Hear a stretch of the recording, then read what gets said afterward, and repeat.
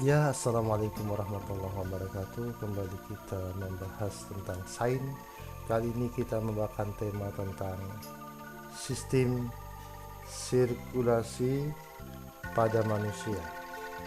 Sistem sirkulasi atau sistem peredaran darah. Alat utamanya adalah jantung. Ini jantung pada manusia. Ini kemudian ini adalah macam-macam darah yang ada di dalam tubuh manusia. Apakah organ yang paling berperan dalam peredaran darah? Yang pertama adalah jantung, kemudian paru-paru, ini untuk membersihkan CO2 diganti dengan oksigen, pembuluh nadi atau arteri, pembuluh vena atau pembuluh balik. Arteri adalah alirannya meninggalkan jantung, kalau vena alirannya menuju ke jantung. Ini jantung, paru-paru, arteri, vena adalah organ yang berperan dalam sirkulasi. Perhatikan, jantung manusia itu ada 4 ruangan. Yang ini adalah serambi kanan atau ventricle dexter. Ini adalah ini serambi kanan atau atrium dexter. Ini serambi bilik kanan atau ventricle dexter. Ini adalah serambi kiri atau atrium sinister. Ini adalah bilik kiri atau ventricle sinister. Serambi kanan, bilik kanan, serambi kiri, bilik kiri. Yang hijau ini adalah berisi darah kotor. Darah kotor adalah darah yang banyak mengandung CO2. Sedangkan yang merah ini banyak mengandung oksigen, disebut darah bersih. Tugas yang pertama adalah gambarkan jantung dan beri keterangannya. Sebutkan organ yang terlibat dalam sistem sirkulasi. Apakah yang disebut dengan darah bersih, darah kotor? Sebutkan bagian jantung yang berisi darah bersih. Darah tersusun dari banyak yang menyusunnya, yaitu paling banyak ada plasma darah. Plasma darah itu 55% dari darah. Keping darah itu berfungsi membekukan darah, jumlahnya tidak kurang lebih 500.000 per cc. Sel darah putih atau leukosit ini jumlahnya kira-kira 8.000 sel per cc, dan yang paling penting dan banyak jumlahnya dari ini, sel darah merah atau eritrosit, 5 juta sel per cc. Fungsinya mengikat oksigen. Leukosit fungsinya melawan penyakit, trombosit fungsinya membekukan darah. Plasma darah sendiri berfungsi membawa sari makanan. Apa saja yang dimakan sarinya, termasuk albumin, hormon, mineral atau garam, dibawa oleh darah menuju ke sel. Ini adalah bagian-bagian dari darah. Sel darah merah eritrosit, sel darah putih leukosit, keping darah trombosit, dan plasma darah. Tugas kedua, lengkapi tabel berikut berkenaan dengan plasma darah, eritrosit, ini apa? Leukosit dan trombosit. Bagian darah tadi sudah terdiri dari 2 komponen yang penting, plasma atau cairan darah dan sel darah. Plasma itu berfungsi mengangkut sari makanan, air, lemak, glukosa, dan garam. Sedangkan sel darah ada 3 bagian, eritrosit, leukosit, dan trombosit. Leukosit, sel darah merah, berfungsi mengikat oksigen. Leukosit berfungsi membunuh penyakit atau antibodi. Trombosit berfungsi membekukan darah.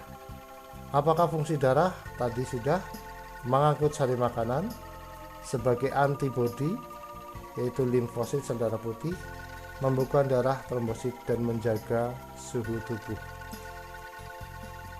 Leukosit itu ternyata ada bentuknya bermacam-macam.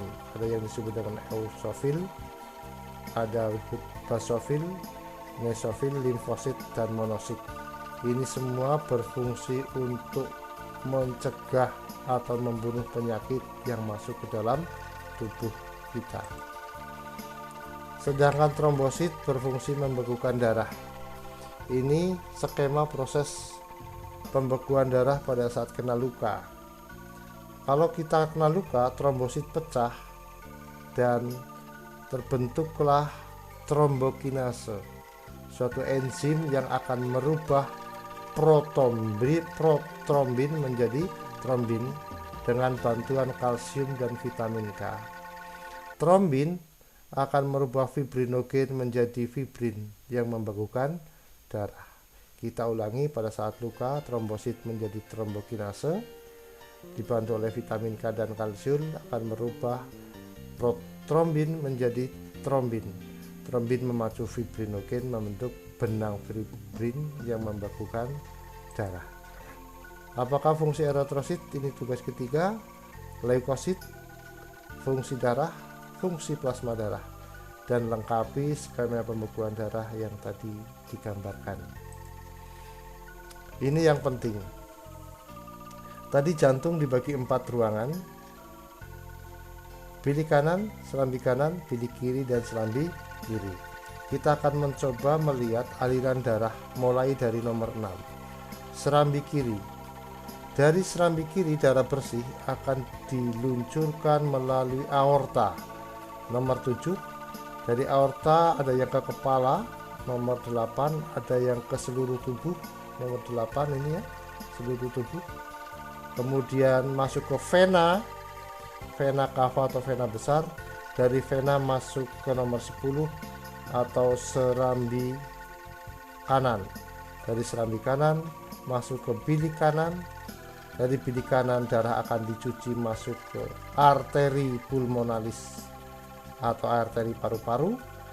Di paru-paru ini nomor 3, darah dibersihkan, CO2 dikeluarkan, dan oksigen ditangkap oleh darah menjadi darah bersih, masuk ke dalam vena pulmonalis atau pembuluh balik paru-paru, menjadi darah bersih, masuk ke dalam